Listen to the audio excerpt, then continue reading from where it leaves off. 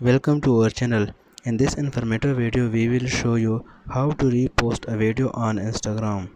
In this video we will show you how to repost a video on Instagram without using a third-party app. Without wasting a time, let's start the video. First you have to click on the share option. First we will share it in a story, then we are able to share a repost in our account. Click on add to your story. Now click on the next option at the bottom right. Click on the share option and then done it.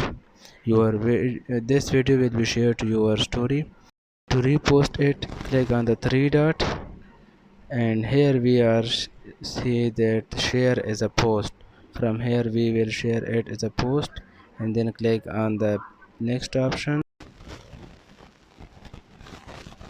Now click on the share option.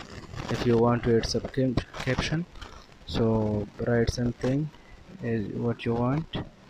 So then click on the share option. So click on the share option at the top right. So your video will be shared as a repost. To check it, go to your profile. You see that the video sharing posting is finished up. Go to your profile to check it that it is posted or not.